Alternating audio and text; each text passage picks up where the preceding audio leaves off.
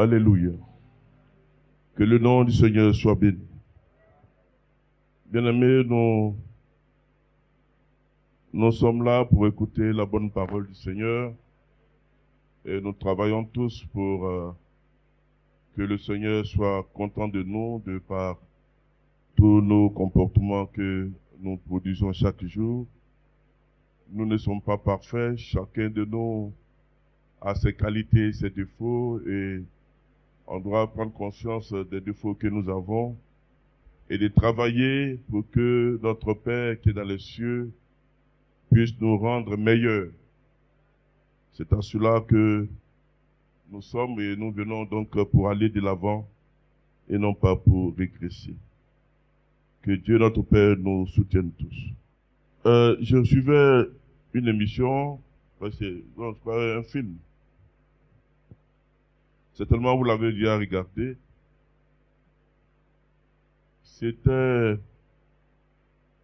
un jeune homme qui ne se retrouvait pas dans la vie et puis qui est rentré visiter une communauté chrétienne et ça l'a plu.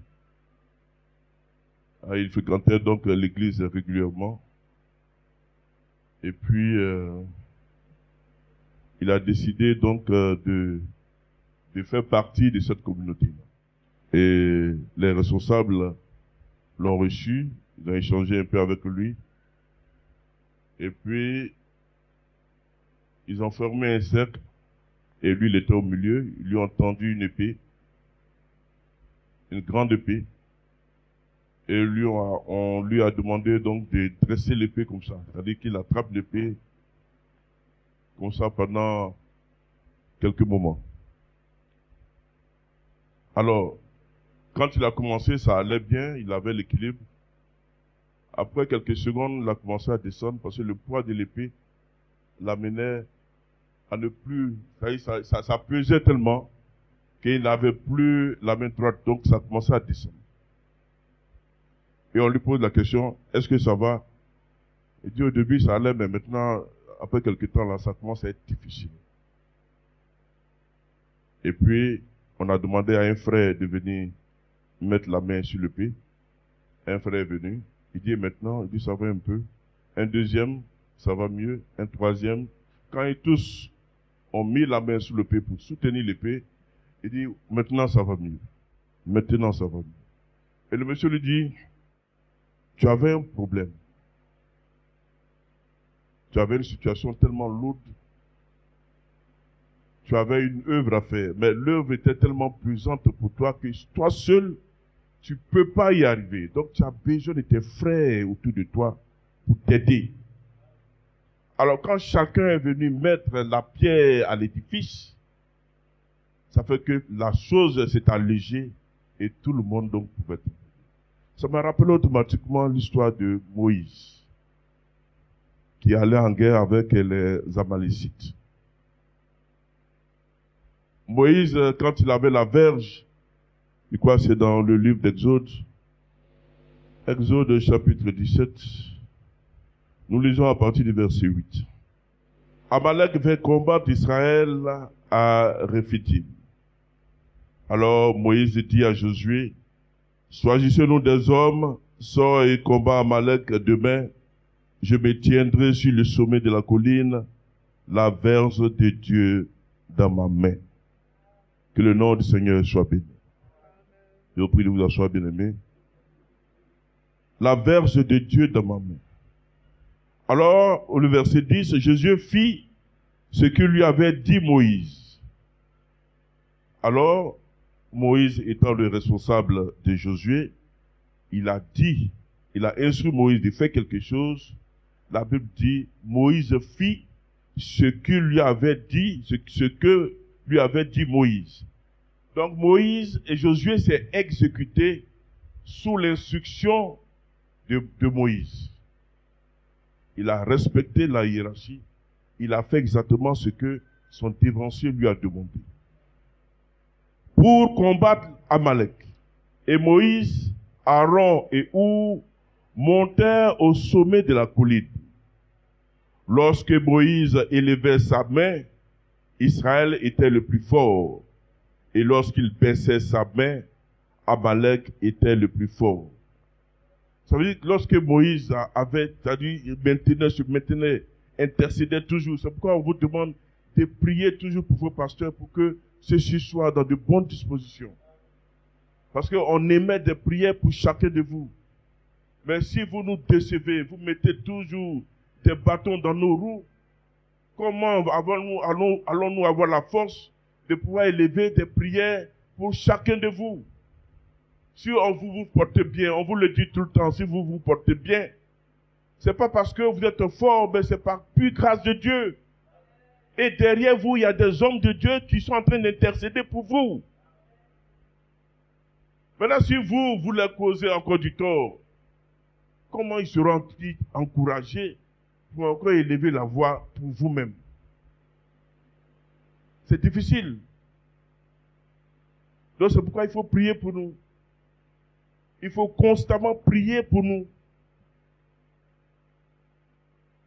Quand vous êtes dans une famille, quand tu sais que ton mari se déplace beaucoup, il va beaucoup dans des missions, il utilise la voiture, même l'avion pour se déplacer. À la maison, la famille doit intercéder, prier. Seigneur, veille sur mon mari. Les enfants aussi se mettent à la tâche. Père, Seigneur, il faut veiller sur papa qui est parti. Protège-le sur la route. Qu'il revienne à la maison sain et sauf. Chaque instant, vous devez être en prière pour que votre épouse ou alors votre époux puisse être sous la bonne garde de Dieu. C'est ça. L'autre de passer le temps à regarder Novelas ou bien, je sais pas, il voit, je sais pas, plus tellement c'est comme ça, à regarder des séries. Entend le monsieur en mission, il est sur la route. Toi, tu regardes un film. Peut-être que tu as fini de prier, puis tu as commencé à regarder ton film. Mais si tu n'as pas prié, puis tu as regardé le film, alors que ton mari est en train de prendre la route pour une longue distance, mais ce n'est pas prudent. Mais quand tu entends qu'il a fait un accrochage, tu vas dire, c'est quel comportement ça? C'est pourquoi il faut toujours être en prière. Et c'est la prière qui nous délivre. Nous continuons. Lorsque Moïse élevait donc sa main, Israël était le plus fort, mais lorsqu'il baissait, c'est Amalek, c'est l'adversaire maintenant qui avait le dessus sur Israël. Vous comprenez? Les mains de Moïse étaient fatiguées. Il prit une pierre, alors Aaron et Hur prirent une pierre qu'il plaçait sous lui et il s'assit dessus. Aaron et Hur soutenaient ses mains, l'un d'un côté, l'autre de l'autre, et ses mains restaient fermes jusqu'au coucher du soleil. Alors ils ont pris une grosse pierre, ils ont fait asseoir Moïse là-dessus, pour qu'il soit bien en hauteur. Et Hur d'un côté et Aaron aussi de l'autre côté ont soutenu sa main pour que la verge soit toujours en hauteur. Et c'est ainsi que Israël avait le dessus sur l'adversaire. Mais ce sont des images que Dieu nous montre pour dire qu'il est important pour que vous compreniez que si nous ne prions pas pour vous, ça ne va pas vous arranger. On est là chaque jour, on prie, on se souvient de vous. Parce que c'est notre rôle de le faire. Nous sommes dans notre rôle. Maintenant, est-ce que chacun de vous également joue son rôle? Alors, la Bible nous dit que l'un des deux côtés de ses mains restait ferme jusqu'au coucher du soleil, et Josué vainquit Amalek et son peuple au tranchant de l'épée. L'Éternel dit à Moïse, écris cela dans le livre. Je vous ai dit que le Seigneur aimait écrire. Écris cela dans le livre pour que le souvenir s'en conserve, et déclare à Josué que j'effacerai la mémoire d'Amalek de dessous les cieux. Moïse bâtit un autel et lui donna pour nom l'Éternel ma bannière. Il dit, parce que la main a été levée sur le trône de l'Éternel, Il y aura guerre de l'Éternel contre Amalek de génération en génération. Et l'histoire nous dit même que ce peuple même a été décimé tellement on les a exterminés. Aujourd'hui même, paraît-il qu'ils n'existent même plus. Bien-aimés, c'est pour dire combien de fois il est important que nous soyons unis. Combien de fois il est important pour chacun de nous de pouvoir soutenir l'œuvre de Dieu du mieux qu'il peut. Le Seigneur a doté de chacun de nous quelque chose de glorieux. Et c'est cette chose qui doit être exercée et valorisée. Nous devons tous contribuer à ce que l'œuvre de Dieu aille de l'avant. Et c'est ce que Dieu recherche. Chacun à son niveau, quelle que soit la petitesse de ton apport, elle a son importance. Mais il faut que nous jouons notre rôle. Le Seigneur nous attend à cela, bien-aimés, il faut y travailler. C'est pourquoi cette solidarité, il faut que chacun s'y mette. Il faut que nous comprenions que nous dépendons de la grâce de Dieu. Si Dieu n'est pas avec nous, bien-aimés, nous sommes foutus. Ça sera fini pour nous. C'est pourquoi on ne doit pas chercher la colère de Dieu sur notre vie. On doit plutôt implorer sa grâce, rechercher sa grâce dans nos vies. Vous vous souvenez, la dernière fois, je parlais de Étienne dans le livre des Actes du chapitre 7. Étienne qui a été lapidé sous la caution de Saul, qui est Paul aujourd'hui. Saul, notre frère Paul, dans son ancienne vie, a commis beaucoup d'atrocités. Beaucoup d'atrocités. Et vous voyez, quand le Seigneur te repêche de quelque part et que tu sais d'où tu viens, il y a une certaine énergie, une fougue. C'est-à-dire toi-même, tu te dis que j'ai beaucoup de choses à réparer. J'ai mis à mort mes frères, mes sœurs, sans même le savoir. C'est pourquoi Dieu nous dit toujours que quel que soit ton prochain, quelle que soit la méchanceté de ton prochain, il faut l'aider. Il faut faire tout parce que tu ne sais pas ce que demain va venir de lui.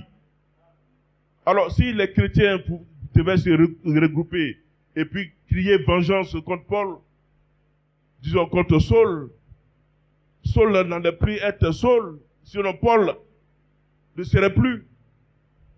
Mais c'est parce qu'ils se sont remis au Seigneur et le Seigneur lui-même a conduit les choses pour que celui-là même qui les exterminait est devenu les défenseurs. Alors Paul, en voyant ça, il s'est dit que j'ai commis tellement d'atrocités dans mon ancienne vie. J'ai fait beaucoup de dégâts, beaucoup d'erreurs. C'est-à-dire, moralement même, il se sentait redevable au Seigneur. Parce que le Seigneur l'a repêché quelque part. C'est pourquoi le Seigneur nous dit, celui à qui on a beaucoup pardonné manifeste beaucoup d'amour. Mais celui à qui on pardonne peu, manifeste à son tour peu d'amour. Paul a été gracié. Il a été absous de ses péchés. Le Seigneur ne s'est plus souvenu de ce qu'il faisait avant, de sa nature de Saul. Le Seigneur a effacé tout ça. Mais il a regardé en ce qu'il a mis en ce dernier et de quoi ce dernier a été capable de faire. C'est pourquoi, bien-aimé, il faut faire attention. Alors, nous allons parler de ces personnes à qui le Seigneur a fait grâce. On a pris le cas de Paul. On va prendre aussi, il y a pas mal de cas, le cas même de David qui me vient tout de suite à la tête. Vous vous souvenez de l'histoire de David? David, ayant convoité la femme d'Uri, a manigancé des coups et a fait tuer ce dernier. Et après ce dernier étant décédé, il avait donc la roue libre et il a pris donc la femme. Mais bien avant, du vivant, il a commis donc l'adultère. Mais David, après, s'est senti misérable. David a regretté son acte. C'est pourquoi dans le livre de Psaume, je crois que c'est le Psaume 51, si je ne me trompe pas, où David a commencé à parler de sa repentance. On va lire ça. Psaume chapitre 51. Lorsque Nathan le prophète vint à lui, après que David fut allé vers Bathsheba, ô Dieu, aie pitié de moi dans ta bonté. Selon ta grande miséricorde, efface mes transgressions. Lave-moi complètement de mon iniquité et purifie-moi de mon péché. Alors Nathan le prophète a fait cas de cela, a donné une image au roi David pour qu'il comprenne que l'attitude qu'il a eue n'était pas une bonne attitude. Et David a vu au travers du récit du prophète Nathan qu'il s'agissait de lui. Et en même temps, David s'est mis à pleurer. Et il a écrit ce psaume, « Ô Dieu, aie pitié de moi dans ta grande bonté. » Verset 5. « Car je reconnais mes transgressions et mon péché est constamment devant moi. J'ai péché contre toi seul, j'ai fait ce qui est mal à tes yeux, en sorte que tu seras juste dans ta sentence, sans reproche dans ton jugement. Voici, je suis né dans l'iniquité, ma mère m'a conçu dans le péché. Mais tu veux que la vérité soit au fond du cœur. Fais donc pénétrer la sagesse au-dedans de moi. Purifie-moi avec l'hysope et je serai pur. Lave-moi et je serai plus blanc que la neige. Annonce-moi l'allégresse et la joie, et les eaux que tu as brisées se réjouiront. Détourne ton regard de mes péchés, efface toutes mes iniquités. Ô Dieu, crée à moi un cœur pur, renouvelle à moi un esprit bien disposé. Ne me rejette pas loin de ta face, ne me retire pas ton Esprit Saint, rends-moi la joie de ton salut. Et qu'un esprit de bonne volonté me soutienne. J'enseignerai tes voies à ceux qui les transgressent, et les pécheurs reviendront à toi. Ô Dieu, Dieu de mon salut, délivre-moi du sang versé, et ma langue célébrera ta miséricorde. Seigneur, ouvre mes lèvres et ma bouche publiera ta louange. Si tu eusses voulu des sacrifices, je t'en aurais offert, mais tu ne prends point plaisir aux holocaustes. Les sacrifices qui sont agréables à Dieu, c'est un esprit brisé. Ô Dieu, ne dédaigne pas un cœur brisé, contrit. Répands par ta grâce tes bienfaits sur Sion. Bâtis les murs de Jérusalem. Alors tu agréeras des sacrifices de justice, des holocaustes et des victimes tout entières. Alors on offrira des taureaux sur ton autel. Voici ce psaume bien inspiré que David, repentant de tout ce qu'il a fait et de la grâce humiliable de Dieu dans sa vie, a donc écrit. Et cela nous sert. Le Seigneur nous dit que tout ce qui a été écrit, c'est pour que nous puissions nous en inspirer. Regarder cela et voir comment nos pères dans la foi se sont comportés. Pour tel problème, voici comment ils se sont comportés. Tout est dans la parole de Dieu. Il nous faut seulement avoir le temps d'avoir le regard dans les Saintes Écritures et régler toutes sortes de problèmes. Bien-aimés, le Seigneur a fait tant pour nous. Vous vous souvenez de la femme adultère, celle-là même que les gens étaient prêts à lapider.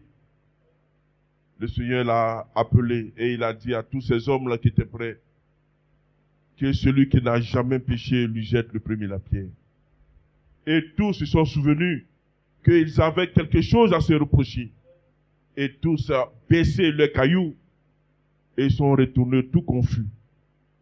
Et le Seigneur a dit à cette dernière, ne pêche plus, va en paix, mais ne pêche plus. Vous voyez le Seigneur, le brigand sur la croix, après avoir piqué les gens, avec son petit couteau, il a agressé, piqué les gens. Il a peut-être même tué. Et puis sur la croix, le Seigneur lui dit, aujourd'hui même tu seras au paradis avec moi. Il n'a rien, il t'a dit, il n'a même pas pris peut-être scène, il n'a pas pris baptême, il n'a rien pris. Rien de tout ça. Quelqu'un qui est là sur la croix et Dieu lui dit, aujourd'hui même tu seras avec moi. entend l'autre. Non seulement toi, tu es dans une situation critique, et puis tu as encore la bouche, sur la croix même, la bouche. Alors il a été laissé, et l'autre a été pris. C'est comme ça que le Seigneur nous dit. Il y a deux hommes, deux personnes qui seront couchées, monsieur, madame sont couchés, un sera pris, l'autre sera laissé. De nous ici, celui-là qui ne veut pas faire de sacrifice, qui refuse de pardonner, celui-là même qui fait constamment des bêtises, lui va rester et les autres s'en iront. Mais bien aimés, combien de fois on vous exhorte pour vous dire, la Bible nous enseigne et nous dit, le Seigneur nous dit que le bois vert que je suis, regardez comment moi-même, ma créature, ce que moi-même j'ai fait, ce que moi-même j'ai mis au monde, j'ai créé, regardez comment ils m'ont traité. Mais vous qui êtes sec, très sec, ne vous attendez pas à ce que vous soyez épargnés. Mais pourquoi souvent nous sommes étonnés de ce qu'un bien-aimé nous fasse du tort? La créature de Dieu lui-même a lapidé le Créateur. Il n'a rien dit. Maintenant, nous, c'est quelqu'un, une personne comme ça, qui nous fait du tort, et puis, mais entre ton enfant mais qui te manque de respect, et puis un enfant d'autrui qui te manque de respect, qu'est-ce que tu vas devenir plus? C'est ton enfant. Ton enfant, quand il vient, peut-être il va prendre toutes les choses de la maison, aller vendre, et puis il va aller jouer, et puis acheter, appeler ses amis, ils vont manger. Ou bien même peut-être le loyer de la maison, mais il va prendre ça et puis aller jouer avec ses amis. Il y a beaucoup de choses. La vie est faite de sacrifices. Il y a de la douleur partout. Ton mari va te causer des douleurs. Ta femme va te causer des douleurs. Ton enfant va te causer des douleurs. Le père va causer des douleurs à l'enfant.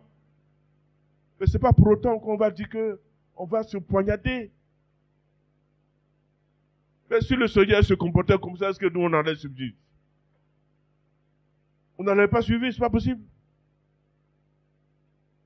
Mais le modèle parfait est descendu, il est venu, il nous a dit, voici comment vous devez vous comporter. Et il nous a averti que voici comment les choses vont se passer. Mais pourquoi on est toujours étonné de ce que quelqu'un on dit, c'est un frère en Christ ou alors du Seigneur en Christ, qui te fait du tort, tu es surpris. Mais c'est un humain. La chair et l'esprit, ils sont en train de combattre les désirs. L'autre veut avoir le dessus. Donc comprenez que par moment, la chair aura le dessus sur l'esprit. Mais pour d'autres, c'est récurrent, c'est ce qui est inquiétant. Maintenant, pour certains, c'est l'esprit, mais par quelques moments égarés, la chair aussi parle. Mais c'est tout ça l'homme. C'est pourquoi Dieu dit, supportons-nous. Et soyons solidaires.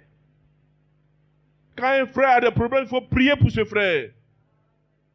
Il faut prier pour lui parce que c'est sérieux. Quand une soeur a des problèmes, il faut prier pour elle. Et non pas commencer à parler, elle est comme ci, elle est comme ça, elle est comme ci, faire des ragots, par-ci, par-là. C'est pas comme ça que Dieu nous a éduqués. À quoi ça va avancer un homme, un frère ou alors une soeur de pouvoir parler sur sa soeur? Au contraire, ce qui est pour toi là, tu protèges. Ton frère t'a fait mal. Si une autre personne vient et puis commence à parler mal de ton frère, mais ce n'est pas parce que ton frère t'a fait mal que tu vas soutenir les propos de ce dernier. Tu dis non, ne parle pas comme ça de mon frère. Même s'il a agi comme ça, je ne te permets pas de parler mal comme ça de mon frère. On défend comme ça, entre nous, on défend, chacun défend sa chose. Entre nous, nous sommes pour nous.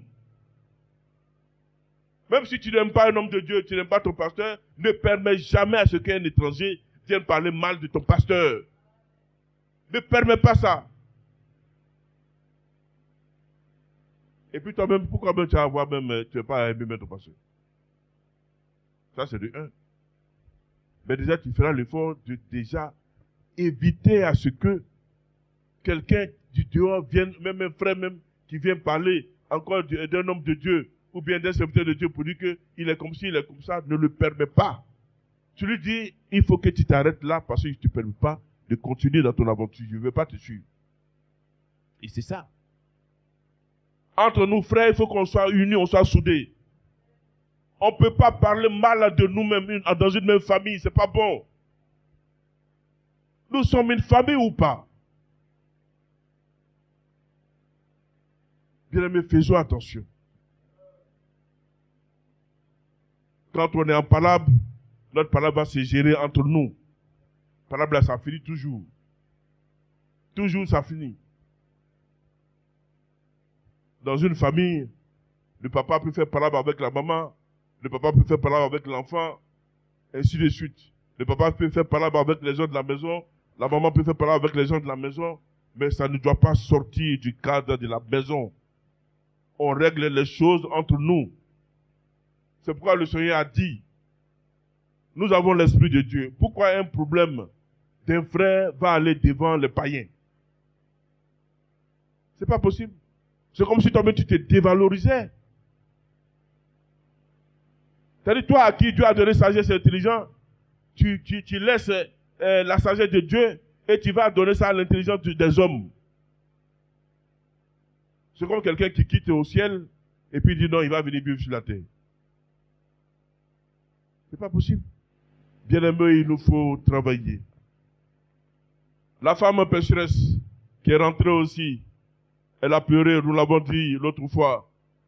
Elle a coulé de ses larmes, pris de ses larmes pour nettoyer les pieds du Seigneur. Sa chevelure, sa gloire pour essuyer. Un parfum de grand prix. Mais tout ça, c'est parce que les gens se demandaient, mais est-elle de bonne vie ou alors de mauvaise vie ici, le Seigneur? Est-ce que le Seigneur sait ça? Mais c'est parce qu'on lui a pardonné ses nombreux péchés qu'elle a manifesté beaucoup d'amour. C'est pourquoi quand nous quittons nos maisons et que nous venons dans la maison de Dieu, en temps normal, on doit avoir cet empressement en nous-mêmes. On doit être dans la joie pour dire que je m'en vais dans la maison de mon Père pour l'adorer. Et ça ne doit pas être un fardeau. Pour dire aujourd'hui encore c'est dimanche, on va encore souffrir dans le transport, on va encore souffrir dans ceci, on va encore souffrir dans cela. Maintenant, si on te dit, il faut aller prendre l'argent peut-être à la banque, on te donne la carte magnétique, tu as couru même peut-être à 5 h du matin, mais tu vas voir le soleil, la cabine s'est levée, tu vas aller prendre ton transport. Pour les choses de la terre, l'homme a un certain engouement. Mais quand il s'agit de celui-là même qui donne tout, on a cette lenteur, cette nonchalance, cette négligence. Bien-aimés, il nous faut faire attention. Nous avons encore l'histoire du fils prodigue.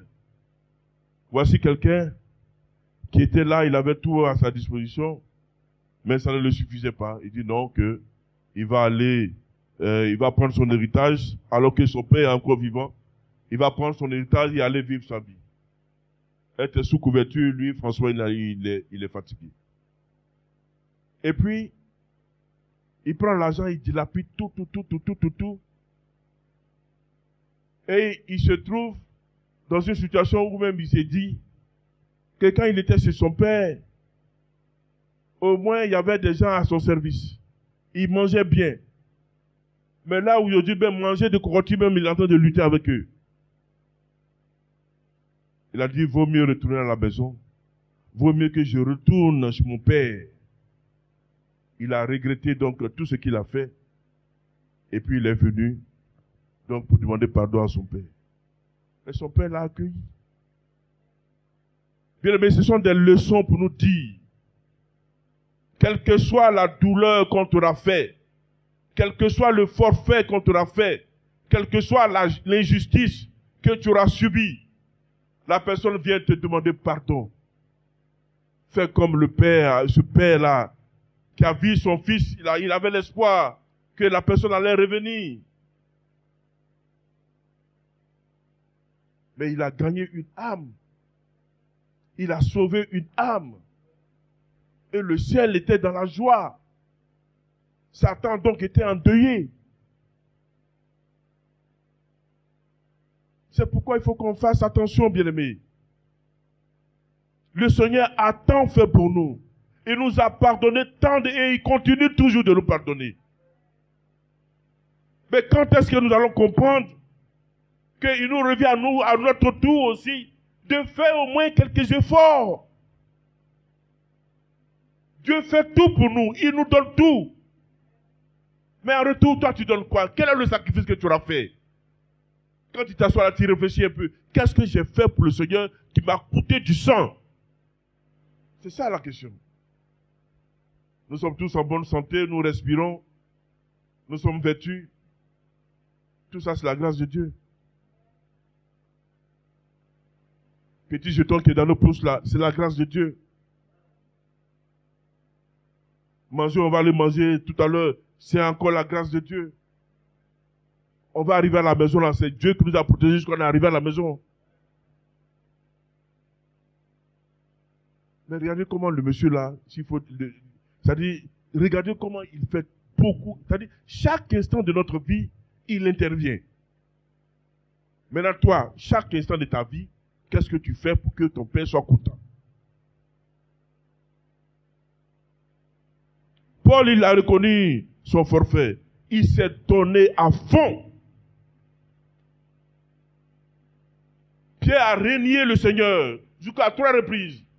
Mais bien avant ça, il disait Seigneur. Il était prêt à défendre le Seigneur, même avec son couteau.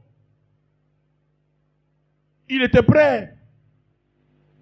Quand le Seigneur était à côté de lui, il se jouait les dangereux. Mais quand le Seigneur s'est séparé, on les a séparés un peu. Regardez comment l'homme est. C'est pourquoi je vous dis, si nous n'arrivons pas à nous comprendre nous-mêmes, que nous sommes faibles, et que sans l'Esprit de Dieu, nous ne sommes rien. Regardez quand Pierre était avec le Seigneur, regardez comment il était fougueux, il était prêt pour lui. Quand quelqu'un vient, c'est lui qui se met devant. C'était même le garde qui se faisait même garde-corps. Maintenant, le militaire est venu, mais il a gagné temps. Il a disparu. On dit, c'est toi. Il dit, moi. Jamais de la vie. Je ne l'ai jamais connu. À 3 reprises, Pierre a renié avoir marché un seul instant avec le Seigneur. Pourtant, celui qui mangeait avec lui, Pierre mangeait. Danger est venu seulement, il a oublié le Seigneur. Je ne le connais pas, ce monsieur. Il vient d'où même? Comment il s'appelle?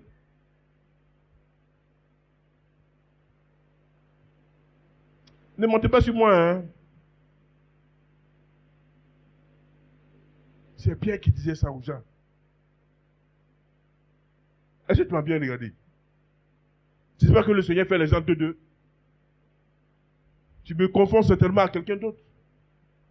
Ce n'est pas moi. Après, de loin, les yeux se sont croisés. Il sait, le Seigneur aussi sait. Les deux étaient des sachants.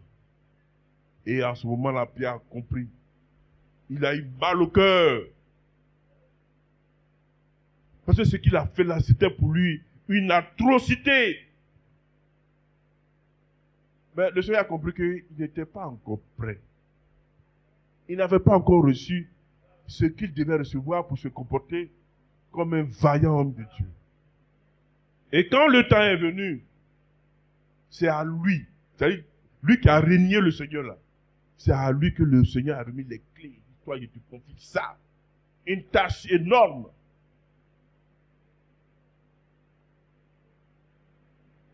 Saurez-vous, un frère vous a fait du tort. Une soeur vous a fait du tort. Elle est venue vous demander pardon. J'ai compris. Quelque temps après, elle revient pour un service.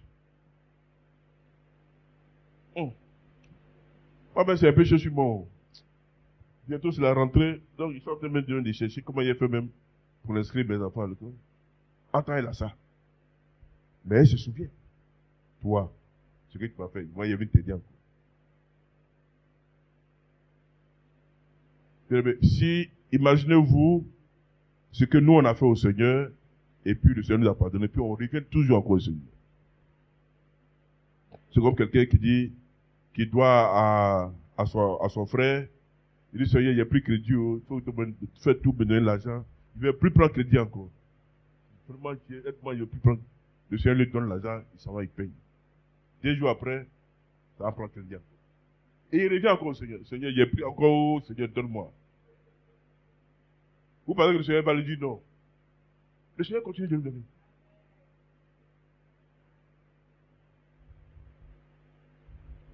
C'est-à-dire avec Dieu, regardez comment ce monsieur-là, il nous aime. Notre Père nous aime. Pour nous, il est prêt.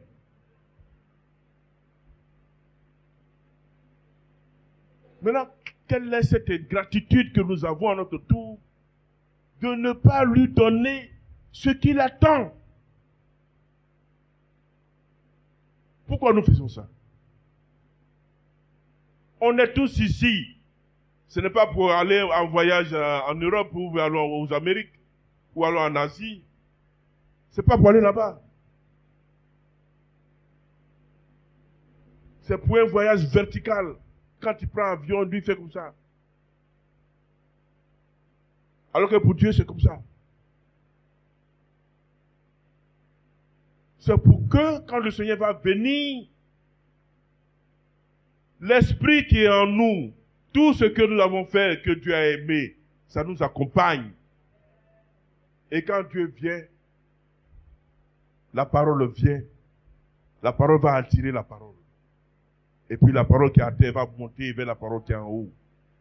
Et ils s'en iront. Maintenant, si toi, tu n'as pas la parole, tu as la chair va rester. Et puis Dieu va partir sur toi. Je vous dis, c'est la finalité de notre existence. C'est ce à quoi nous devons travailler. Bientôt, on sera sous terre. Quelle sera donc la situation de chacun? Mais pensons un peu à notre avenir éternel. Il ne s'agit pas d'avoir de grosses maisons. Il ne s'agit pas d'avoir de grosses voitures. Il ne s'agit pas de faire ceci, de faire cela, d'avoir l'argent. Non. Il faut seulement être en paix avec Dieu. Le Seigneur a pardonné beaucoup de personnes. Beaucoup. Il y a Matthieu, il y a, comment on appelle, Zachée. Il y en a tellement. Tellement d'exemples dans la Bible. Dieu a fait grâce à ces personnes. Hein. Ces personnes ont compris. Ces personnes se sont repenties. Et ils ont mené une vie exemplaire. Parce qu'ils se disent que le Seigneur, notre Dieu, a fait tant pour nous.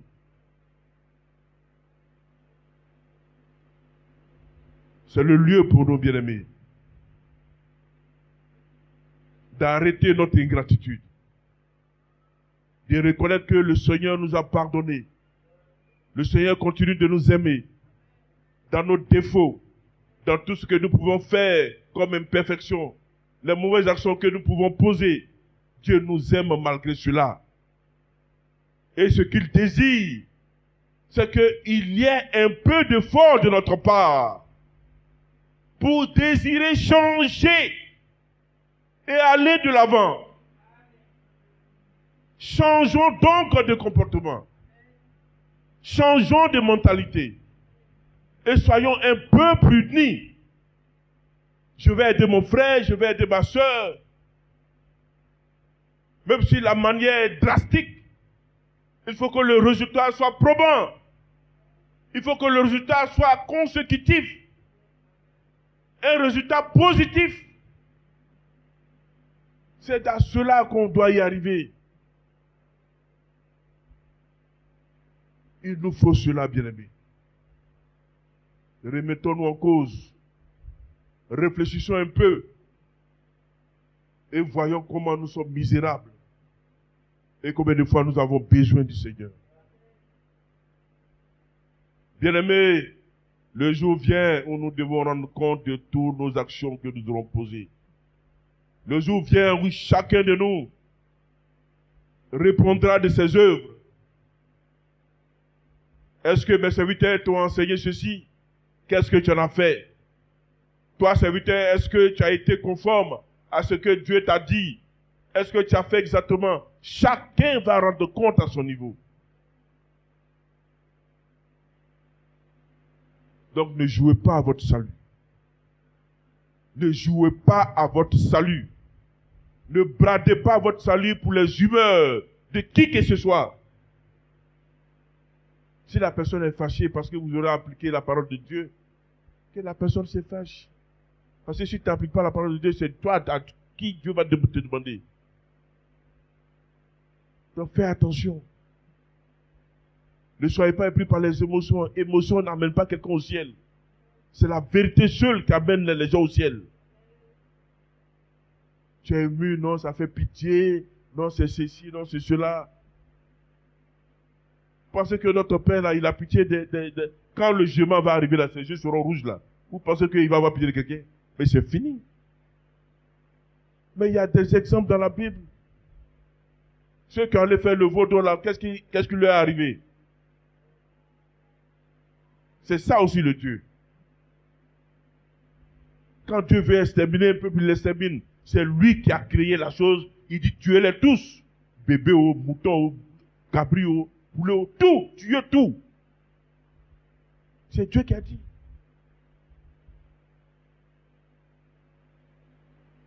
Que le Seigneur nous aide, bien-aimés. On va s'arrêter là, le bien-aimé va venir nous donner un cœur, on va chanter.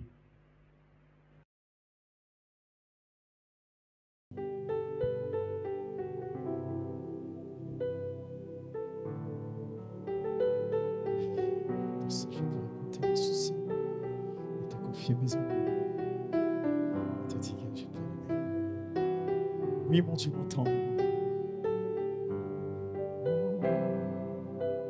Je peux lui raconter mes soucis. Je peux lui confier mes ennuis. Je peux lui dire que j'ai peur la nuit. Mon Dieu m'entend. Quand c'est juste, je peux le prier. Dans le danger, je peux le adorer. Là où je suis, je peux l'adorer.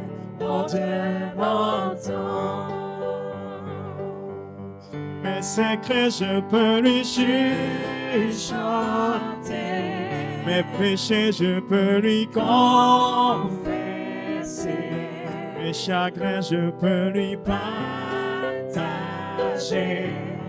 Mon Dieu m'entend. Quand je pleure, il peut me consoler. Quand j'ai mal, il peut me soulager. Quand je doute, il peut me rassurer.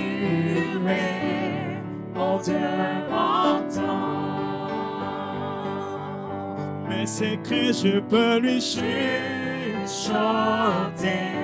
Mes péchés, je peux lui confesser. Mes chagrins, je peux lui partager. Mon Dieu m'entend. Quand je pleure, il peut me consoler. Quand j'ai mal, il peut me soulager. Quand je doute, il peut me rassurer. Mon Dieu m'entend. Oui, je peux lui raconter mes soucis. Je peux lui confier mes ennuis. Je peux lui dire que j'ai peur la nuit. Mon Dieu m'entend. Quand je suis seul, je peux le prier. Dans le danger, je peux l'implorer. Là où je suis, je peux l'adorer. Mon Dieu m'entend. Mes secrets, je peux lui chuchoter.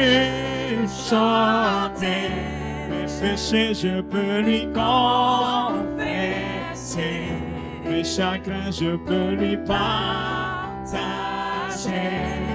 Mon Dieu m'entend. Oui, quand je pleure, il peut me consoler. Quand j'ai mal, il peut me soulager. Quand je doute, il peut me rassurer. Mon Dieu m'entend. Nous allons recevoir la bénédiction du Seigneur notre Dieu. Que l'Éternel te bénisse et te garde. Que l'Éternel fasse briller sa face sur toi et t'accorde sa grâce. Que l'Éternel lève sa face vers toi et te donne la paix. Dans le saint nom de Jésus-Christ, notre Seigneur, que Dieu vous accompagne.